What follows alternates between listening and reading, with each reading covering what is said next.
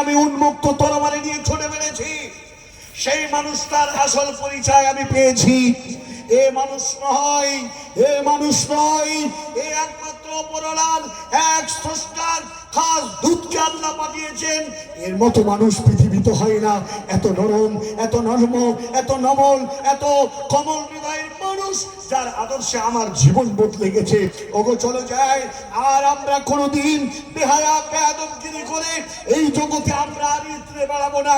চলে যায় মুহাম্মদ সাল্লাল্লাহু আলাইহি ওয়াসাল্লামের আদর্শে, মুহাম্মদ সাল্লাল্লাহু আলাইহি ওয়াসাল্লামের নীতির উপরে সে প্রতিষ্ঠিত হয়ে ইসলামকে কবুল করলো।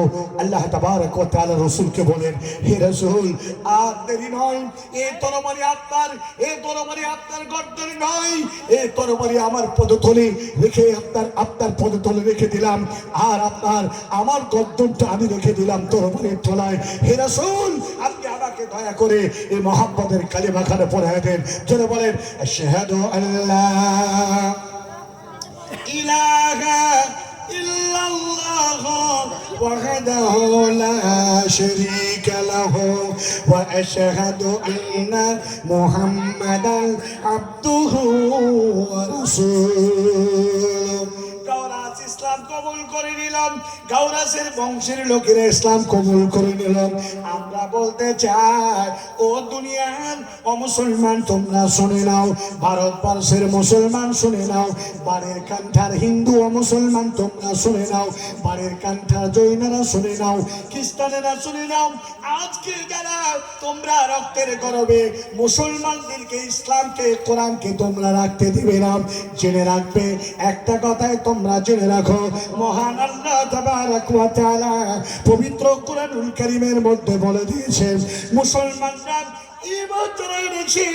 এই শ্রেণীর মানুষদের জন্য শুধু পরকালে আল্লাহ তাবারক ওয়া তাআলা জান্নাত তৈরি করেছে। মুসলমানরা শুধু জান্নাতে যাবে, বাকি পৃথিবীর কোন লোকেরাই জান্নাতে যাবে না। অতএব তোমরা শুনে নাও, আত্মার জগতে আল্লাহ তাবারক ওয়া তাআলা যখন সমগ্র আত্মাকে তিনি তৈরি করেছিলেন, আর সমগ্র আত্মাকে এক জায়গায় আল্লাহ রাব্বুল আলামিন রেখেছিলেন, আর বলেছিলেন, এই আত্মা জগৎ তোমরা শুনে নাও, আলাস্তু বিরাব্বিকুম, আমি কি তোমাদের প্রভু নই, আমি কি তোমাদের রব নই? সেই দিন সবাই বলেছিলাম, আমরা বলেছিলাম, রাব্বি আল্লাহ, নিশ্চয়ই আমি, আপনি আমাদের রব। আজকে যারা কোরআন বিরোধী করে, আজকে যারা মসজিদ বিরোধী, আজকে যারা আল্লাহকে গালি দেয়, আজকে যারা বিশ্ব নবীকে দুর্নাম করে তার কাটন দিয়ে তাকে ব্যঙ্গ করে কালিমা লিপ্ত করতে চায় বা করছে, সমগ্র মানুষ তারা সেইখানে এক আত্মারূপে আমরা ছিলাম। দুনিয়াতে আসলাম, কেউ হিন্দু হলাম, কেউ খ্রিস্টান হলাম, কেউ মুসলমান হলাম, কেউ জৈন হলাম, কেউ খ্রিস্টান হলাম। ভাইজান, আসুন আমরা সেই মুসলমান, আজ সারা পৃথিবীতে বিশ্বনবী জনাবে রাসূলুল্লাহ সাল্লাল্লাহু আলাইহি ওয়াসাল্লামকে তারা হত্যা করার অপকৌশল চালালেও আল্লাহ তাকে হেফাজত করেছে। আজ ভারতবর্ষের মাটিতে মুসলমানদেরকে আজকে যেই জায়গায় আজ কুণ্ঠাসা করে ফেলে দিয়েছেন, জেনে রাখবেন মুসলমানদেরকে ধ্বংস করার মালিক কে? যারা বলেন কে? আল্লাহ। ভারতবর্ষে যারা এই অশান্তির বিষ ছড়াচ্ছ, তোমাদের ইতিহাস আমরা জানি। 1925 সালে মহারাষ্ট্রের নাগপুরের মোহিতপাড়াতে একটি সংগঠন জন্ম দিয়েছিল। এই সংগঠনের যারা জনক ছিল, তারা জার্মানির হিটলারের কাছ থেকে প্রশিক্ষণ নিয়ে এলো। ইতিহাস আপনাদের শোনার দরকার আছে জনগণ। হাদিস আর কোরআন দিয়ে কথা বললেও আপনি যে জায়গায় অবস্থান করছেন, ইতিহাস আপনার অজানা।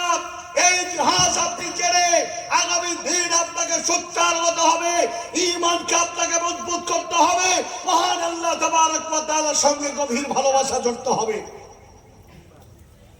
আমার কথা শুনতে আপনাদের অসুবিধা হচ্ছে নাকি? মাইকের সাথে আমার ভালোবাসা আজকে হচ্ছে না। এরপরেও তো কন্টিনিউ 2 তারিখ থেকে একইভাবে বক্তব্য রাখছি। 21 তারিখ পর্যন্ত যদি গিয়ে যদি কোনোদিন থামি তো থামবো। আপামর জনসাধারণ মুসলিম মিল্লাতকে সংশোধন করতে করতে করতে নিজের কলেজা ফিপসা হৃৎপিণ্ড পর্যন্ত গরম হয়ে যায়।